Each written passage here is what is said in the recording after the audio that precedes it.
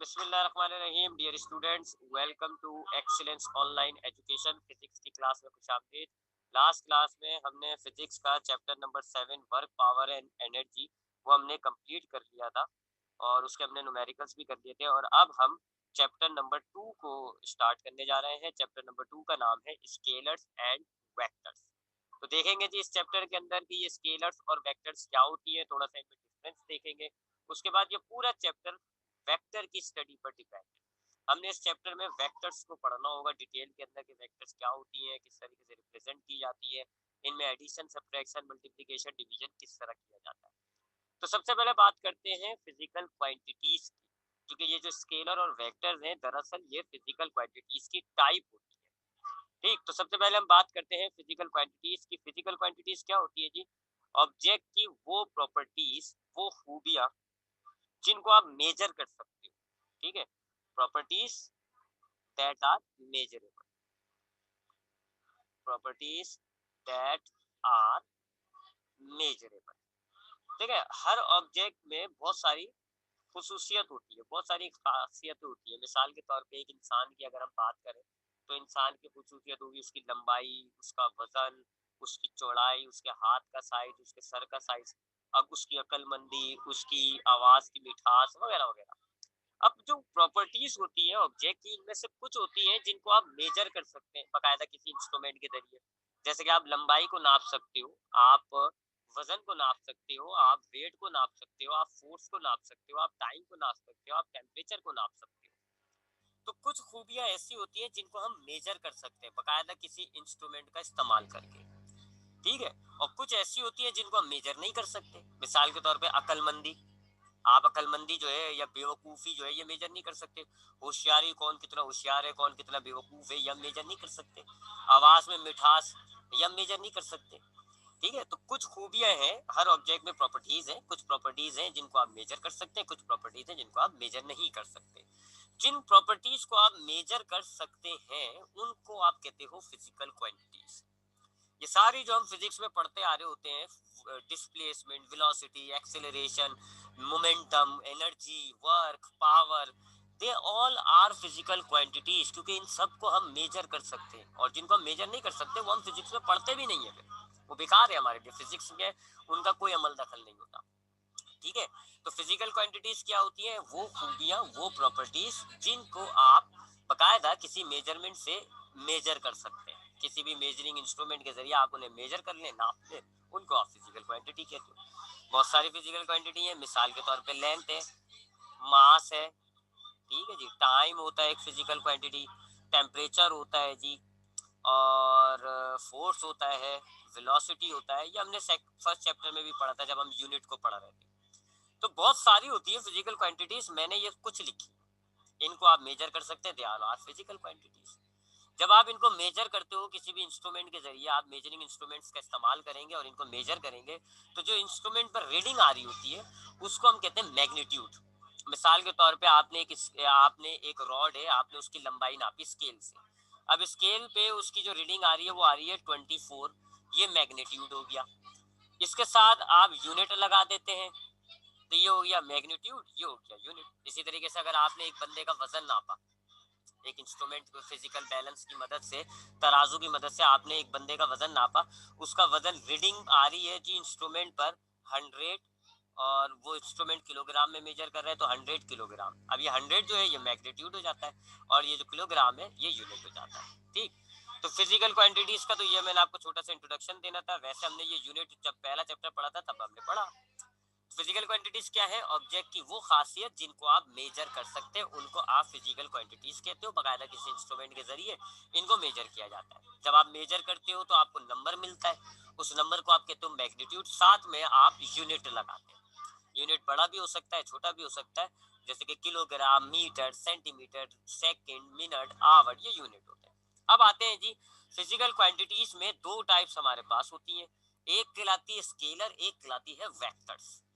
Scalars कहते हैं हम उन फिजिकल क्वांटिटीज को जिनमें आप खाली मैग्नीट्यूड, यानी कि वही नंबर जो अभी बताया था मैंने आपको, मैग्नीट्यूड और यूनिट को रिप्रेजेंट करते हैं और बात आपकी कंप्लीट हो जाती है, डायरेक्शन की जरूरत नहीं होती ऐसी फिजिकल क्वांटिटीज जिनमें आपने खाली मैग्नीट्यूड दिया और यूनिट दिया, बात कंप्लीट हो गई, बात समझ में आ गई सामने वाले के, कोई डायरेक्शन की जरूरत नहीं है, ऐसी फिजिकल क्वांटिटीज को हम कहते हैं स्केलर्स।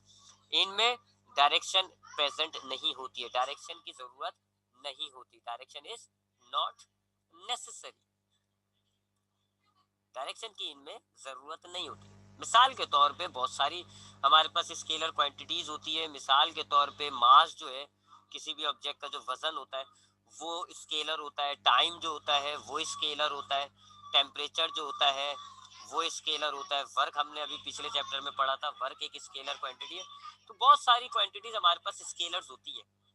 मिसाल के तौर पे मास की बात करूं तो मैं आपसे बोलूं जी कि ये एक थैला है, ये एक थैला है और इसका मास मैंने आपको दिया 10 किलोग्राम।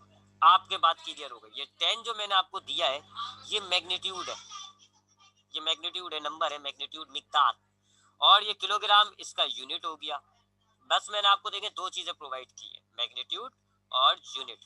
कोई डायरेक्शन मैंने नहीं दी। आपके बात समझ में आ गई कि ये 10 किलो 10 किलो है जी, थोड़ा सा भारी होगा, बात क्लियर हो गई आपकी। इसी तरीके से मैं आपसे बोलूं कि जी एक आटे का थैला उठाओ, आपको मैं उसका जब वजन बताऊंगा, उसका वजन है जी 1000 किलोग्राम। मैंने आपको ये मैग्नीट्यूड दिया, ये मैंने आपको उसका यूनिट दिया, सिर्फ दो चीजें दी है, मैग्नीट्यूड और यूनिट। आपके बात क्लियर हो गई, आपकी बात समझ में आ गई कि ये थैला जो है ये भारी है, इसको उठाया नहीं जा सकता। 1000 किलोग्राम के लिए आप मुझसे क्या कहोगे, सर ये तो बहुत ज्यादा वजनी है, मैं इसको नहीं उठा सकता, मुझे 2-3 बंदे चाहिए। आपकी बात क्लियर हो गई ना कि इट इज अ हैवी मास, ये ज्यादा मास है।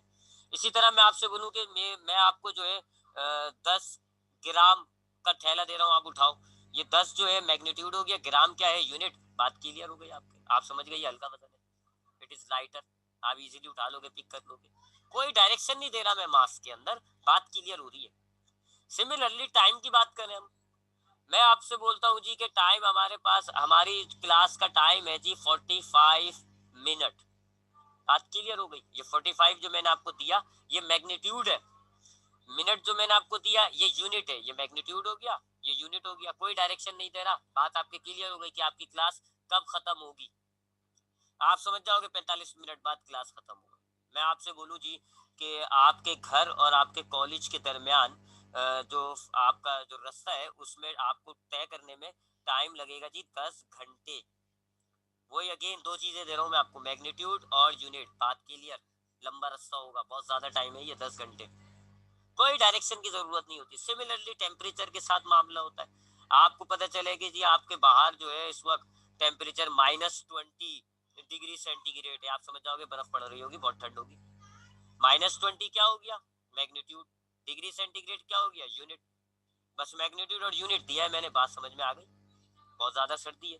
तो ऐसी फिजिकल क्वांटिटीज को जिनमें हमारे पास खाली मैग्नीट्यूड और यूनिट होता है, डायरेक्शन नहीं होती, बात हमारे क्लियर हो जाती है, ऐसी फिजिकल क्वांटिटीज को हम कहते हैं स्केलर्स। इनमें जो है डायरेक्शन नहीं होती। जबकि दूसरी तरफ वेक्टर्स क्या होती है, ऐसी फिजिकल क्वांटिटीज जिनमें अगर आप मैग्नीट्यूड और यूनिट दें ना खाली, तो बात अधूरी होगी, अभी भी अनक्लियर रहेगी बात, जब तक आप डायरेक्शन ना दें। जैसे आपने डायरेक्शन दी, अब बात जाकर के क्लियर होगी। ऐसी फिजिकल क्वांटिटीज जिनमें मैग्नीट्यूड और यूनिट के साथ साथ डायरेक्शन भी मौजूद होती है उनको हम वेक्टर्स कहते हैं।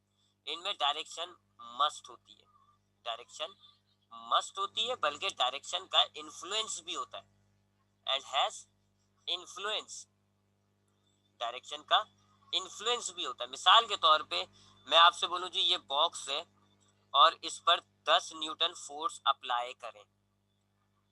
अब ये 10 जो है ये मैग्नीट्यूड दे रहा हूं मैं आपको, न्यूटन जो है वो यूनिट है। मैंने आपको क्या दिया, मैग्नीट्यूड दिया मैंने और यूनिट दिया, लेकिन अब भी आपको एक चीज और चाहिए, डायरेक्शन चाहिए।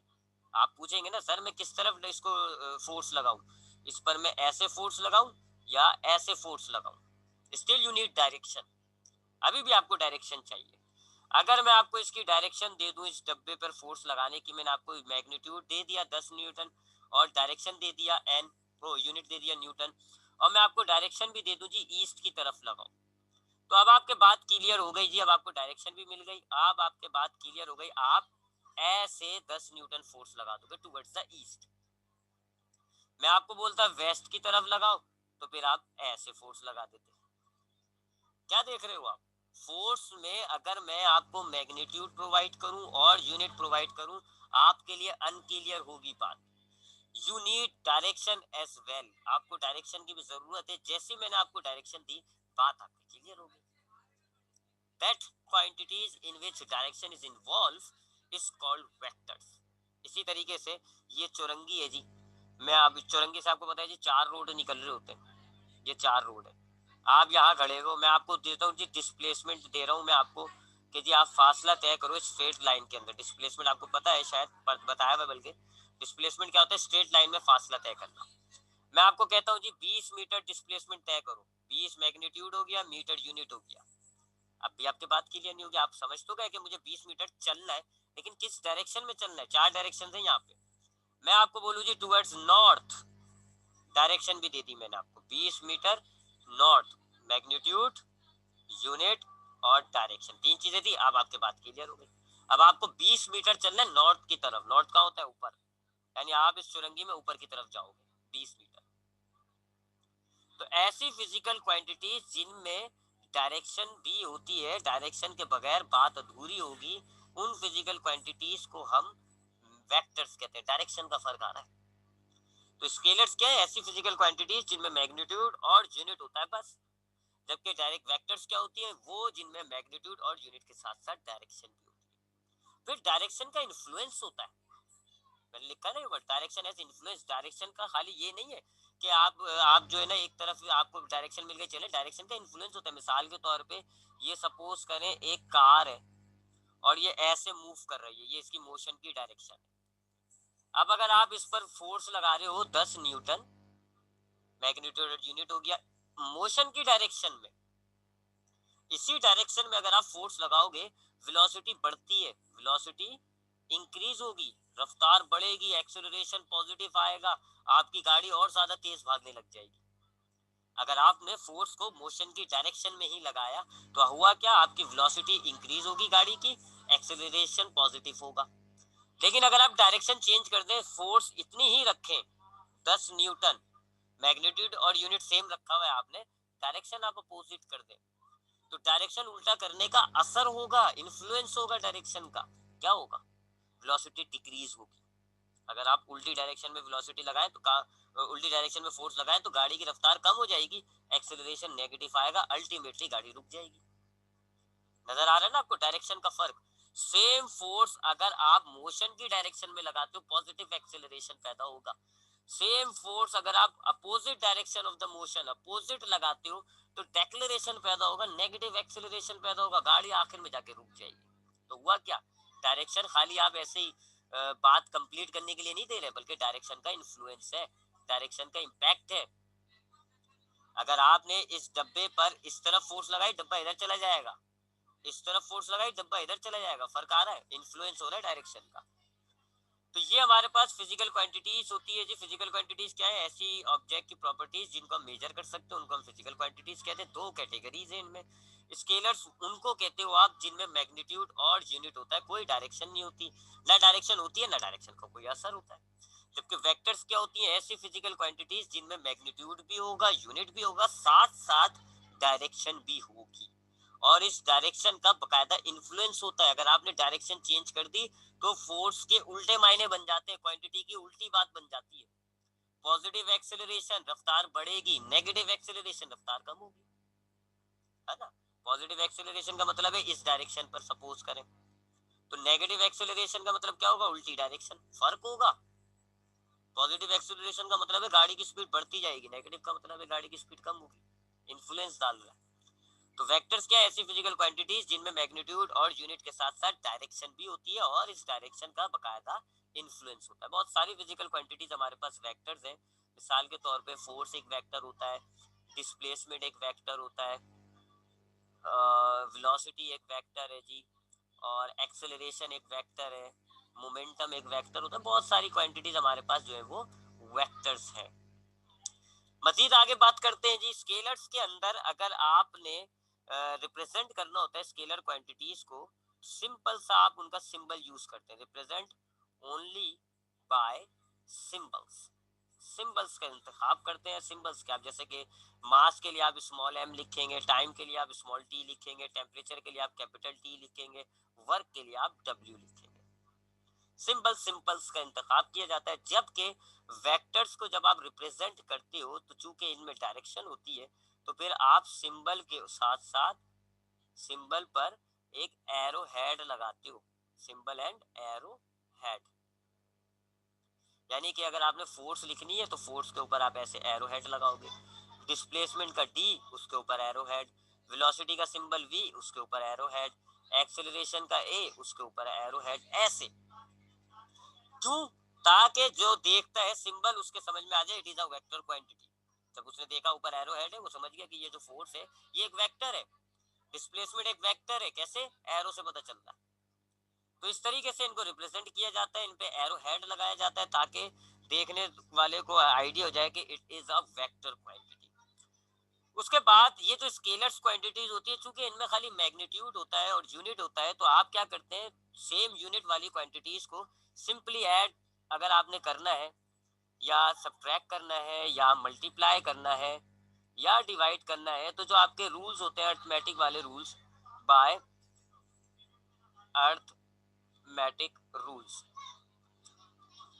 तो अगर आपको वेक्टर स्केलर क्वांटिटीज को प्लस करना है, माइनस करना है, मल्टीप्लाई करना है, डिवाइड करना है, तो आपके पास जो मैथमेटिक्स के रूल होते हैं जी प्लस माइनस के, जो आप बचपन के छोटी क्लासेस से सीखते आ रहे हैं, उन्हीं को यूज करके प्लस माइनस करो। तो कंडीशन ये है कि यूनिट सेम होना चाहिए।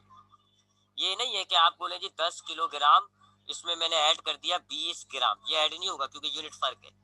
आप क्या करोगे, इसको कन्वर्ट करोगे, इसको भी सेम यूनिट में लाओगे, ये हो जाएगा 0.02 किलोग्राम, सेम यूनिट में आ गया। अब आप इनको नॉर्मल अर्थ वाले अर्थमेटिक रूल से ऐड कर देंगे, आंसर आएगा 10.02 kg।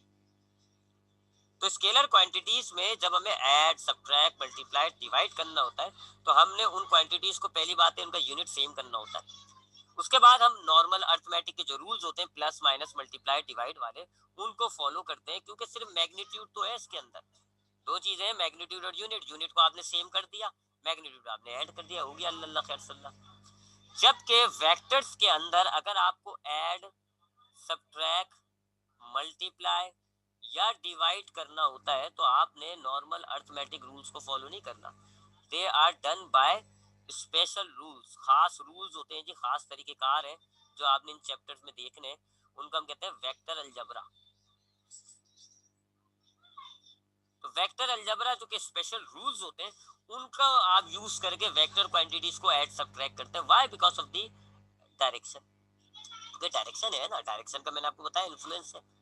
तो डायरेक्शन की वजह से आप जो है इन वेक्टर क्वांटिटीज को नॉर्मल अरिथमेटिक के रूल से आप प्लस माइनस नहीं कर सकते, आपने इनके लिए सर्टेन स्पेशल रूल्स बनाए हुए, that rules are called vector algebra. Vector algebra कहते हो आप उनको, ठीक। तो ये कुछ डिफरेंसेस हो गए हमारे पास फिजिकल क्वांटिटीज की, जो दो टाइप्स होती है। एक स्केलर होती है, स्केलर ऐसी फिजिकल क्वांटिटीज होती है जिनमें खाली मैग्नीट्यूड और यूनिट होता है, डायरेक्शन की ना जरूरत होती है ना डायरेक्शन मौजूद होती है। इनको आप नॉर्मल सिंबल से डिनोट करते हैं, जबकि इनको अगर आपने ऐड, सब्ट्रैक्ट, मल्टीप्लाई, डिवाइड करना होता है तो आप इनके यूनिट्स को सेम करें और फिर अरिथमेटिक के रूल्स को फॉलो करें। दूसरी तरफ वेक्टर्स क्या होती है, ऐसी फिजिकल क्वांटिटीज जिनमें मैग्नीट्यूड और यूनिट के साथ साथ डायरेक्शन भी जरूरी होती है। इस डायरेक्शन का बकायदा इन्फ्लुएंस होता है, बकायदा एक्शन होता है, इस डायरेक्शन का असर होता है। ऐसी फिजिकल क्वांटिटीज को जिसमें डायरेक्शन होगी ना उनको आप कहोगे vectors. They are denoted by the symbol with an arrow head. और इनको अगर आपने ऐड, सब्ट्रैक्ट, मल्टीप्लाई, डिवाइड करना है तो आपके पास कुछ स्पेशल रूल्स होते हैं और उन रूल्स को आप कहते हो वेक्टर अलजबरा। तो वेक्टर अलजबरा के थ्रू हम इनकी एडिशन, सब्ट्रैक्शन, मल्टीप्लिकेशन, डिवीजन करते हैं, ठीक है। तो ये हमारे पास स्केलर वेक्टर्स के डिफरेंस हो गए। अब हम जरा वेक्टर्स पर और डिटेल में जाएंगे। सबसे पहले हम बात करते हैं रिप्रेजेंटेशन ऑफ अ वेक्टर। एक वेक्टर को रिप्रेजेंट कैसे करेंगे, रिप्रेजेंटेशन ऑफ अ वेक्टर। देखें सीधी सी बात है, आपके पास मिसाल के तौर पे मैथमेटिक्स में एक चीज होती है जी ट्रायंगल। मैथमेटिक्स में एक चीज होती है जी ट्रायंगल। ट्रायंगल आप कहते हैं ऐसी तस्वीर को जिसकी तीन साइडें होती हैं जी, एक, दो और ये तीन, है ना। ऐसी तस्वीर को जिसको आप जिसमें तीन साइड्स होती हैं उसको आप ट्रायंगल कहते हो। ट्रायंगल का जब हम उसको उसको लिखते हैं तो इसका सिंबल हम ये वाला यूज करते हैं जी, किसी भी ट्राइंगल के नाम के आगे हम ये वाला सिंबल डाल देते हैं, समझ में आ जाता है ये जो ABC है ये एक ट्राइंगल है। ये इसका सिंबॉलिक मेथड हो गया, ट्राइंगल को रिप्रेजेंट करने का ये क्या हो गया, सिंबॉलिक मेथड, सिंबल्स के जरिए, सिंबॉलिक, अरे मैंने स्पेलिंग गलत लिख दी, ये क्या हो गया, ये ट्राइंगल का सिंबॉलिक मेथड हो गया, यानी सिंबल की मदद से आप इसको डिनोट करें। और क्या यूज हो रहा है सिंबल ट्राइंगल का, ये वाला, ये छोटा सा ट्राइंगल बना दिया। जबकि एक तरीका कहलाता है ग्राफिकली, जिसके अंदर आप बकायदा ट्राइंगल की एक पिक्चर बनाते हैं, जो कि ऐसी होगी कि जिसमें 3 साइड होंगी, ऐसी या ऐसी या ऐसी, जैसी भी होती है 3 साइड होगा। तो ज्योमेट्री वगैरह के अंदर जब हमारे पास कोई चीज होती है तो उसको डिनोट करने के हमारे पास 2 तरीके होते हैं। एक कहलाता है सिंबॉलिक, जिसमें हम कोई सिंबल होता है उसका वो यूज करते हैं, और एक होता है ग्राफिकली। ग्राफिकली में आप बकायदा उसकी तस्वीर बना देते हैं। मिसाल के तौर पे पैरेललोग्राम आपने सुना होगा एक मैथमेटिक्स में, उसका सिंबल ये होता है। सिंबॉलिकली आप इसको ऐसे डिनोट करते हो पैरेललोग्राम को। जबकि अगर आप उसकी डायग्राम बनाओगे तो ऐसी 4 साइडों वाली डायग्राम बनेगी, जिसमें जो है अपोजिट साइड्स पैरेलल होती है। एंगल जो होता है, एंगल का सिंबॉलिक मेथड ये होता है, आप किसी भी एंगल के आगे ये लगाते तो ABC, आप समझ में आ गया कि ये ABC क्या है, एक एंगल है। ये इसका सिंबॉलिक मेथड हो गया रिप्रेजेंट करने का एंगल को। जबकि जब आप इसको ड्रॉ करोगे तो इसकी तस्वीर कुछ ऐसी बनती है, ऐसी या ऐसी, है ना। तो हम क्या देख रहे हैं कि ज्योमेट्री में जब हम किसी भी चीज को रिप्रेजेंट करते हैं तो हमारे पास 2 तरीके होते हैं ना, एक ये सिंबॉलिक और एक ग्राफिकली।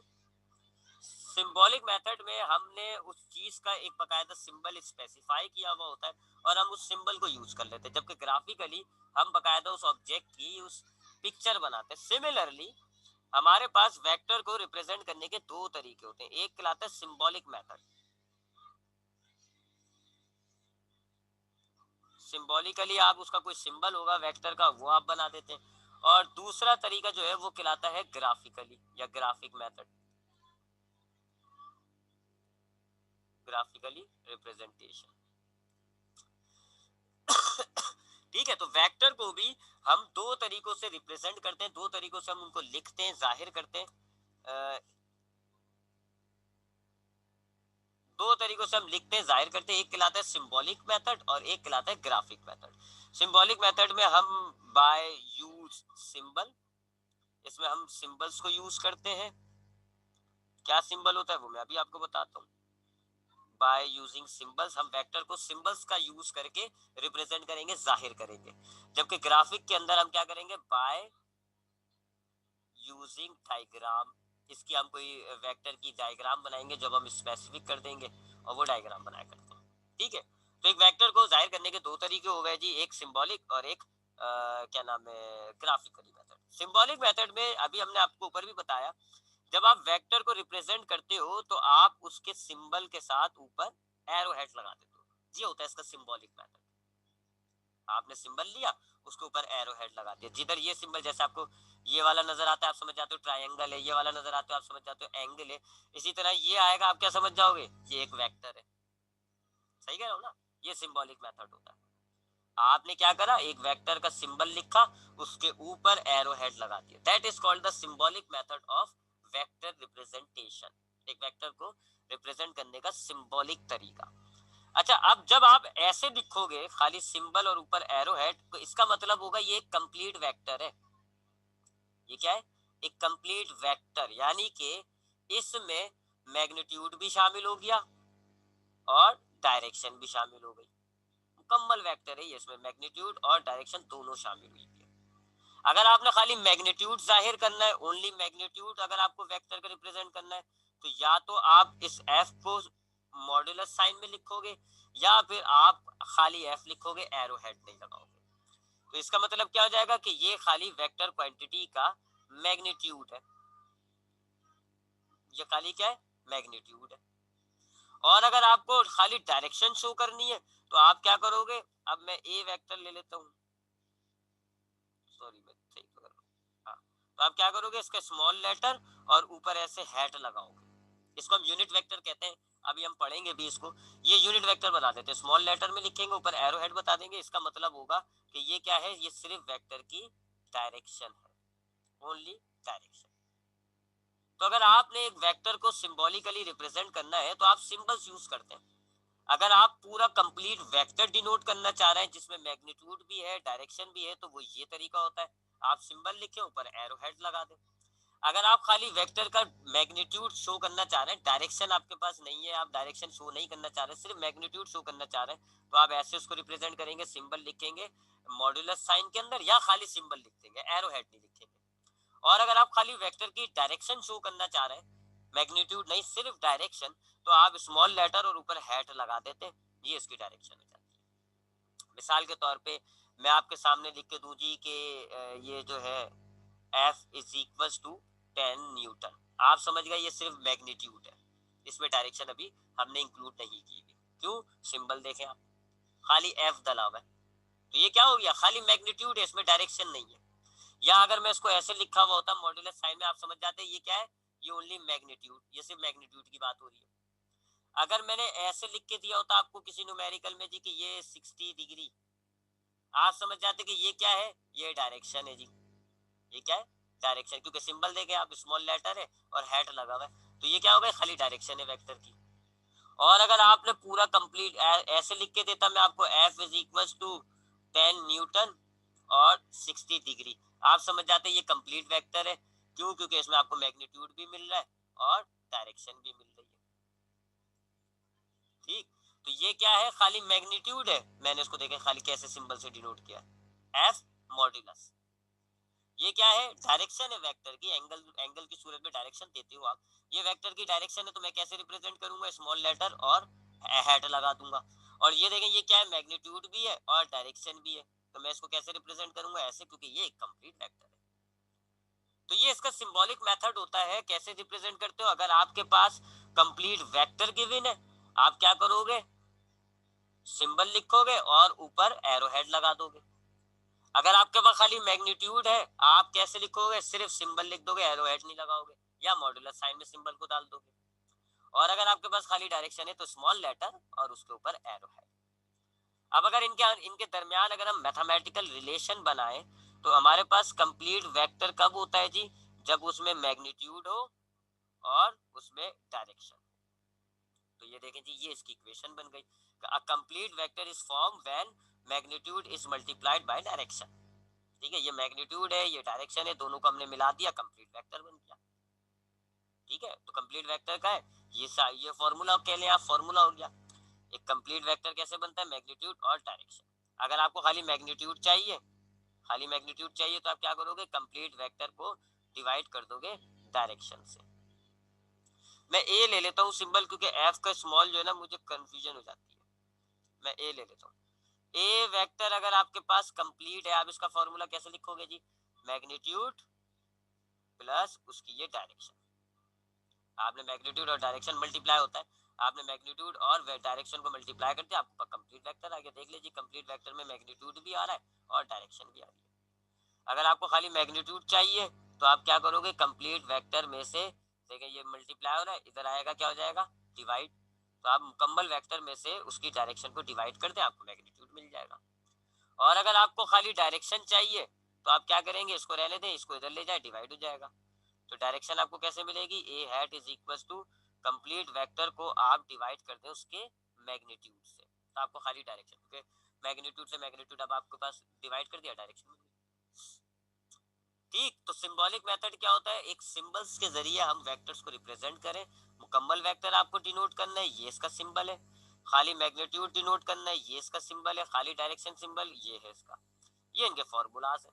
अब जरा एक एग्जांपल लेते हैं, मिसाल के तौर पे मेरे पास है जी एक वेक्टर क्वांटिटी फोर्स है जी 50 न्यूटन, और उसमें डायरेक्शन जो है वो है 60 डिग्री एक्स एक्सिस के एतबार से। ठीक है जी, ये क्या है, मैग्नीट्यूड है, ये क्या है, डायरेक्शन है। अब मैंने पूरा वेक्टर अगर लिखा कि ये मैग्नीट्यूड भी लिख दिया मैंने, ये उसकी डायरेक्शन भी लिख दी, ये सेंटीग्रेड पता नहीं मैंने क्यों लिख दिया, टेम्परेचर लिख रहा था मैं। ठीक है, मैंने मैग्नीट्यूड भी लिख किया देखे इधर, और डायरेक्शन भी लिखी, ये कंप्लीट वेक्टर हो गया। कैसे डिनोट होगा, सिंबल, मैं ए ले रहा हूँ सिंबल ए, और ये हैट, ये कंप्लीट वेक्टर हो गया। मैं खाली मैग्नीट्यूड मेंशन करूंगा 50 न्यूटन, तो मैं कैसे मेंशन करूंगा, खाली सिंबल लिखूंगा। मैं अगर डायरेक्शन मेंशन करूंगा 60 डिग्री एक्स एक्सिस, तो मैं कैसे डिनोट करूंगा, ऐसे डिनोट करूंगा। अगर मुझे मुकम्मल वेक्टर चाहिए, ठीक है, तो क्या है फॉर्मूला, देखिए मैग्नीट्यूड और डायरेक्शन मिला के लिखते हैं आप। तो ये रहा मैग्नीट्यूड, ये रहा डायरेक्शन, मिला के लिखा हुआ है, देखो ये रहा मैग्नीट्यूड, ये रहा डायरेक्शन, मिला के लिखा हुआ है। अगर मुझे मैग्नीट्यूड ये चाहिए, मैग्नीट्यूड चाहिए, तो मैं क्या करूंगा, और ये देखें खाली मैग्नीट्यूड चाहिए मुझे, तो मैं क्या करूंगा, ओरिजिनल वेक्टर में से डिवाइड कर दूंगा डायरेक्शन को। ओरिजिनल वेक्टर मेरे पास कितना है, 50 Newton 60 degree, divided by direction मेरे पास कितनी है, 60 डिग्री। देखिए जी डायरेक्शन कट गई, मैग्नीट्यूड बच रहा है 50 न्यूटन। सही बात है। और अगर मुझे खाली डायरेक्शन चाहिए, तो फॉर्मूला क्या है, कंप्लीट वेक्टर में से आप डिवाइड कर दें मैग्नीट्यूड को। तो कंप्लीट वेक्टर क्या है, 50 न्यूटन 60 डिग्री, डिवाइड कर दूंगा मैं इसमें मैग्नीट्यूड कितना है, 50 न्यूटन। देख लें जी, कट गया, डायरेक्शन आ गई खाली। ठीक, ये सिंबॉलिक मेथड होता है। तो जब आप एक वेक्टर को रिप्रेजेंट कर रहे हो, अगर आपने कंप्लीट वेक्टर रिप्रेजेंट करना है, हैट वाला से वो एरो हेड वाला सिंबल लगाओगे। खाली मैग्नीट्यूड रिप्रेजेंट करना है, तो आप खाली सिंबल लिख के कोई एरो हेड कोई हैट नहीं लगाए। और डायरेक्शन आपको रिप्रेजेंट करनी है, तो ऐसे स्मॉल लेटर और हैट लगा दें। अगर आपको खाली मैग्नीट्यूड चाहिए, तो फॉर्मूला क्या होगा आपका, ये फॉर्मूला है जी, कंप्लीट वेक्टर में से आप डायरेक्शन को डिवाइड कर दें। अगर आपको डायरेक्शन चाहिए, तो आप कैसे निकालोगे, कंप्लीट वेक्टर में से डायरेक्ट मैग्नीट्यूड को डिवाइड कर दो। और अगर आपको कंप्लीट वेक्टर चाहिए, तो आप मैग्नीट्यूड और डायरेक्शन मिला के लिख दो। तो ये सिंबॉलिक मेथड हो गया। आई होप इसमें कोई बात है, अगर आपको क्लियर नहीं हुई तो बताएं मुझे, मैं आपको बताता हूँ इसमें। फिर कोई सवाल है तो पूछे आप, नहीं तो फिर हम दूसरे तरीके पर आते हैं कि वेक्टर को ग्राफिकली हम कैसे रिप्रेजेंट करते हैं। तो हमने ये तो देख लिया कि वेक्टर को सिंबॉलिकली हम कैसे रिप्रेजेंट करेंगे, सिंबल्स क्या यूज करेंगे हम, ये हमने देख लिया। और फिर अगर हमें खाली मैग्नीट्यूड चाहिए या खाली डायरेक्शन चाहिए या मुकम्मल वेक्टर चाहिए, तो हम किस तरीके से उसको डिनोट करते हैं। याद रखिएगा, आपने वो एक न्यूमेरिकल करा था ना लास्ट टाइम, फोर्स का, ठीक है, उसमें ये था जी कि 5i plus 6j plus 9k ऐसी वैल्यूज आ रही थी। ये वही है जी, खाली इतने हिस्से को देखें जरा। 5i ये मैग्नीट्यूड है, ठीक है, और ये वो यूनिट वेक्टर है, ये जो वाला होता है हेड वाला, ये मैग्नीट्यूड, ये डायरेक्शन, ये ऐसे रिप्रेजेंट हुआ। अब ये तीन तीन क्यों है, क्योंकि एक एक्स एक्सिस पर है, एक वाई एक्सिस पर है, एक जेड एक्सिस पर है। ये मैं आपको जब हम वो पढ़ेंगे इसी चैप्टर में रेक्टेंगुलर कंपोनेंट्स, तो मैं आपको बताऊंगा रेक्टेंगुलर कोऑर्डिनेट्स। अब आते हैं ग्राफिकल रिप्रेजेंटेशन पर। ग्राफिकल रिप्रेजेंटेशन क्या होता है जी, जिसमें हम किसी भी चीज को हमें रिप्रेजेंट करना होता है, उसकी बकायदा कोई पिक्चर बनाते हैं। सर्किल की पिक्चर ऐसे बनती है, ट्राइंगल की कोई ऐसी 3 साइडों वाली होती है, रेक्टेंगल की 4 साइडों वाली होती है, वगैरह वगैरह। तो ट्राइंगल के ये सॉरी वेक्टर के लिए हमने कौन सी पिक्चर यूज करते हैं जी, वेक्टर को जब आप किसी ग्राफिकली रिप्रेजेंट करते हैं, यानी बाय यूजिंग डायग्राम, तो आप रे का इस्तेमाल करते हैं, जिसको आप आम जबान में एरो भी कहते हैं, तीर, ऐसा रे का इंतखाब करते हो। यानी कि वेक्टर की कौन सी डायग्राम है, जैसे ट्राइंगल की 3 साइडों वाली डायग्राम है, सर्किल की गोल होती है, तो वेक्टर की कौन सी डायग्राम होती है, रे होती है जी, एरो। एरो से हम वेक्टर को रिप्रेजेंट कर रहे होते हैं, ठीक है, एरो से, जिसमें से अब पहले जरा एरो को हम पढ़ लेते हैं, एरो को देखते हैं जी। ये जो आप एरो बनाओगे वेक्टर की, इसमें ये जो हेड होता है, ये वाला पॉइंट जहाँ पे एरो हेड नहीं होता, इसको आप इनिशियल पॉइंट कहते हैं, इनिशियल पॉइंट, या इसको आप टेल कहते हैं, ठीक है, दो नाम है, टेल या इनिशियल पॉइंट। इसी तरह जहां पे ये एरो हेड मौजूद है, इस पॉइंट को आप कहते हैं फाइनल पॉइंट या हेड कहते हैं इसको, ठीक है। तो वेक्टर का ये होता है टेल, ये होता है हेड, ये होता है इनिशियल पॉइंट, ये होता है फाइनल पॉइंट। यानी वेक्टर यहाँ से स्टार्ट हो रहा है, यहाँ पर आकर के खत्म हो रहा है, तो that is initial, final point या टेल और हेड। इस वेक्टर की ये जो लेंथ होती है ना, यहाँ से लेके ये जो वेक्टर की आप लेंथ नाप लें, ये रिप्रेजेंट करेगा आपका क्वांटिटी का मैग्नीट्यूड। जबकि एरो हेड आपको बताती है कि आपके वेक्टर का डायरेक्शन क्या है, ठीक। तो ये इसकी डायग्राम है, जिससे आपको चार बातें पता चल रही हैं। वेक्टर का स्टार्टिंग पॉइंट क्या है, वेक्टर का एंडिंग पॉइंट क्या है, वेक्टर का मैग्नीट्यूड कितना है, वेक्टर की डायरेक्शन क्या है, ठीक है। चार बातें आपको पता चलती है। तो अब हम वेक्टर को रिप्रेजेंट कैसे करते हैं जी, बाय यूजिंग अ रे, कैसे रिप्रेजेंट किया जाता है, मिसाल के तौर पे हमें कहा जा रहा है जी कि फोर्स एक हमारे पास एक कंप्लीट वेक्टर दिया हुआ है 50 न्यूटन, डायरेक्शन आपको दी हुई है टूवर्ड्स ईस्ट। ये है जी आपके पास एक वेक्टर, देखिए कंप्लीट वेक्टर है, ये मैग्नीट्यूड हो गया, ये डायरेक्शन हो गई, ठीक है, ये क्या हो गया, मैग्नीट्यूड हो गया, ये क्या हो गई, इसकी डायरेक्शन हो गई, ठीक है। तो एक वेक्टर है मेरे पास, मैंने उसकी डायग्राम बनानी है बाय यूजिंग एरो।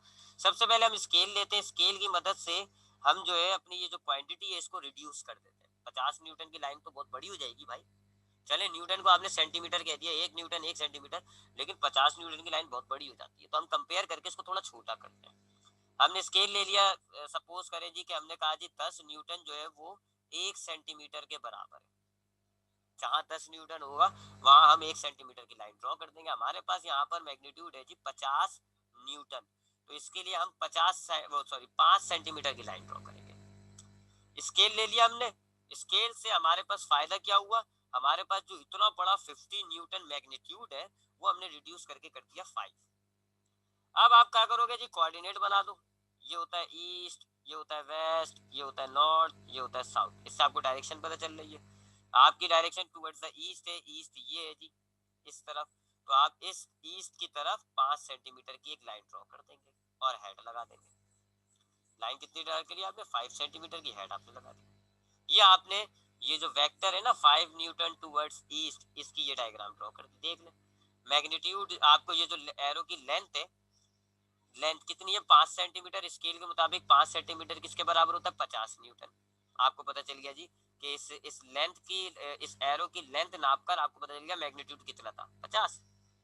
डायरेक्शन आप कैसे देख रहे हो, एरो हेड देखो जी किस तरफ है, टुवर्ड्स द ईस्ट, लिहाजा आपको डायरेक्शन भी पता चल गया, ठीक। तो आप ऐसे एक वेक्टर को रिप्रेजेंट करते हैं बाय यूजिंग एन एरो। अब मिसाल के तौर पे देखें किस तरीके से एरो जो है हमें मैग्नीट्यूड और डायरेक्शन बताती है। मिसाल के तौर पे मैं आपको एक ये वेक्टर ड्रॉ करके दे देता हूँ, इसकी लेंथ है जी 10 सेंटीमीटर, स्केल मैंने आपको लिख के दिया हुआ है जी कि 10 न्यूटन जो है वो 1 सेंटीमीटर के बराबर होता है। ये कोऑर्डिनेट बनाए हुए मैंने, ईस्ट वेस्ट नॉर्थ और साउथ।